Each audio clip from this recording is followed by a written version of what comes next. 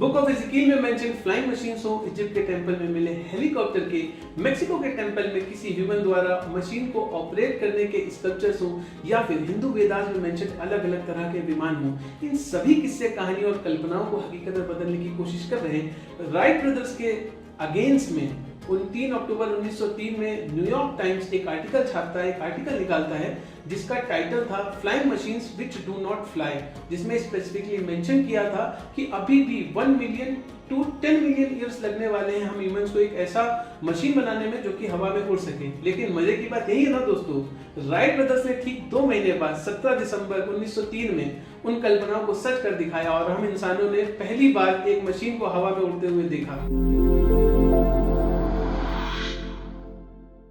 आज का हमारा टॉपिक है जेट इंजन, तो चलिए शुरू करते हैं। दोस्तों ये कहानी है वर्ल्ड वॉर 1 के टाइम की, जब एक 7 साल के बच्चे ने आसमान में इतने प्लेन्स को उड़ते हुए देखा कि उसका इंटरेस्ट भी पायलट बनने का हो गया। उसने अपने इस सपने को बड़ा होकर पूरा भी किया और ब्रिटिश आर्मी में एज अ पायलट ज्वाइन किया। लेकिन ये बच्चा कोई एक आम पायलट नहीं था।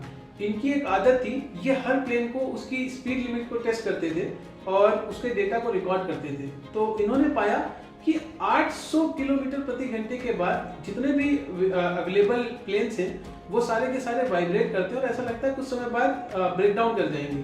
तो इस चीज का सॉल्यूशन वो मनी मन ढूंढते थे और उन्होंने ब्लूप्रिंट्स भी इसके तैयार किए। इन पायलट का नाम था फ्रैंक विटेल। 1930 में इनकी मुलाकात मिस्टर ग्रिफिथ से हुई, जो कि सीनियर इंजीनियर थे ब्रिटिश आर्मी में, और उनको इन्होंने अपने ब्लूप्रिंट्स दिखाए और बोला कि आप ब्रिटिश आर्मी को बोलिए, ब्रिटिश सरकार को बोलिए, ब्रिटिश गवर्नमेंट को बोलिए कि मुझे इन्वेस्टमेंट दें ताकि मैं इस प्रोजेक्ट को कंटिन्यू कर सकूं। जब ब्रीफली गो थ्रू करा ग्रिफिथ्स ने इनके प्रोजेक्ट को, तो बोला जो भी तुमने कंबशन चैम्बर तुमने बनाया हुआ अपने ब्लूप्रिंट में, ऐसा कोई भी मटेरियल अवेलेबल नहीं है इस समय पे जो इस टेम्परेचर पे काम कर सके, इस टेम्परेचर के साथ विथस्टैंड कर सके, तो मैं तो इसको पास नहीं कर सकता हूँ। बहुत निराश हुए, लेकिन हार नहीं मानी। इन्होंने प्राइवेटली फंड लिया, प्राइवेट इन्वेस्टर्स को मनाया और अपने प्रोजेक्ट को कंटिन्यू किया। कहीं 1938 के आसपास ब्रिटिश गवर्नमेंट का भी इंटरेस्ट हुआ और इनको वापस से फंडिंग मिली। इन्होंने 3 साल लगाए और फाइनली 1941 में इन्होंने एक ऐसा एयरप्लेन बना दिया जो कि जेट इंजन बेस्ड था। तो चलिए अब बात करते हैं वर्किंग प्रिंसिपल की। It is based on Newton's third law which states that every action has equal and opposite reaction. आप इसकी जेट इंजन की वर्किंग को इस तरह से कंसीडर कर सकते हो कि एक इन्फ्लेटेड बलून है जिसके आपने एंड को फ्री छोड़ दिया। यहाँ पे एक्शन क्या है, जो हाई प्रेशर एयर बलून के अंदर है वो बाहर की तरफ आएगी नोजल से, और जिसकी वजह से एक रिएक्शन डेवलप होगा और जो बलून है वो मूव फॉरवर्ड करेगा, आगे की तरफ मूव कर जाएगा। यही सेम चीज जेट इंजन में होगी। जो नोजल है, जो एंड है जेट इंजन का, वहां से high pressure fluid, high temperature fluid जो है अब वो हाई वेलोसिटी के साथ बाहर निकल रहा होगा, जिसके रिएक्शन में जो जेट इंजन है वो फॉरवर्ड मोशन देगा। तो चलिए अब बात करते हैं वर्किंग स्टेजेस एंड कंपोनेंट्स की। यहाँ पे जनरली 3 कंपोनेंट होते हैं, compressor, combustor and turbine. First stage है कंप्रेशर।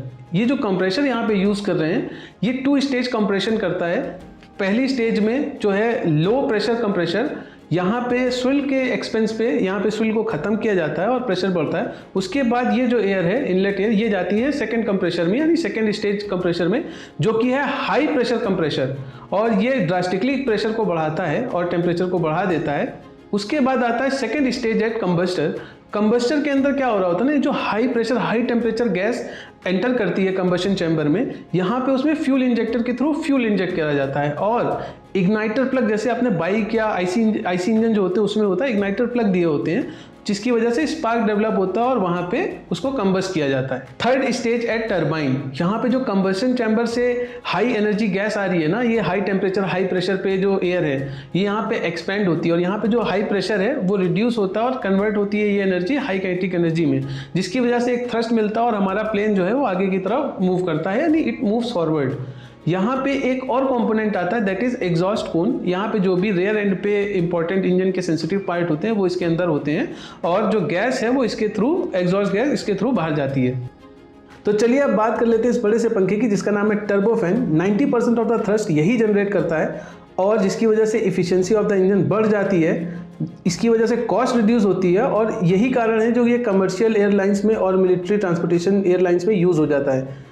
ये जो पूरा सिस्टम है जिस केसिंग के अंदर होता है इसको बोलते हैं डिफ्यूज़र। और यहाँ पे एक चीज़ आप नोटिस करना है, जो इनटेक एयर है ये पूरी कंप्रेसर में नहीं जाती है, ये थोड़ी सी बाहर की तरफ से जाती है जो एग्जॉस्ट पे जाती है, जिसको हम बाईपास एयर बोलते हैं, और इसका टेम्परेचर भी कम होता है। लेकिन जो एग्जॉस्ट पे एयर निकल रही ना वो बहुत हाई वेलोसिटी, बहुत हाई टेम्परेचर पे होती है, जिसकी वजह से वो बहुत तेज साउंड करता है। लाइक जो अगर नॉर्मल जेट मैंने आपको दिखाया था साउंड करता है, जिसमें ये टर्बोफैन ना लगा हो, तो उसके वो जब चलता है इंजन, या आपने देखा होगा फाइटर जेट, तो बहुत तेज़ नॉइस करते हैं। इंस्टेड जब आपने कमर्शियल देखे होंगे प्लेन्स, जो कमर्शियल एयरलाइन जा रहे हैं, वो इतनी तेज साउंड नहीं करते।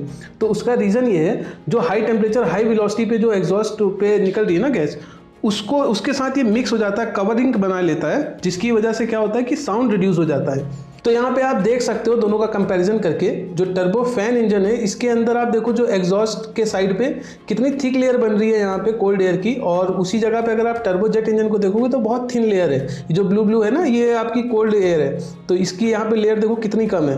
तो इसकी वजह से यहाँ पे साउंड बहुत ज़्यादा होता है, और जो टर्बो फैन है वहाँ पे साउंड बहुत कम होता है। ये एक बहुत बड़ा रीज़न है जिसकी वजह से जो टर्बो फैन इंजन है हम उसको कमर्शियल एयरलाइंस में यूज़ करते हैं, ताकि जो कंफर्ट रहता है ना, अंदर पैसेंजर बैठा उसको इतनी तेज साउंड नहीं आ रही। और भाई सबसे पहला रीज़न तो हमारा कॉस्ट था।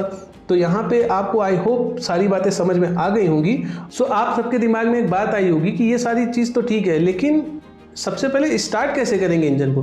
तो जैसे हमारी बाइक में होता है ना कि एक सेल्फ दिया होता है, एक मोटर दी होती है, हमने सेल्फ लिया, बैटरी से मोटर ने एक बार घुमा दिया और साइकिल स्टार्ट हो गई। सो सेम चीज़ यहाँ पे होगी। यहाँ पे ऑक्सिलरी पावर यूनिट APU एक दिया होता है, एयरप्लेन के टेल एंड पे होता है, और 1 मिनट के लिए वो इंजन को चला के रखता है। एक बार इंजन स्टार्ट हो जाता है, साइकिल स्टार्ट हो जाती है, तो उसके बाद उसको ऑफ कर देते हैं और फिर मेन इंजन पे शिफ्ट हो जाते हैं। आई होप आप लोगों को ये वीडियो अच्छा लगा होगा।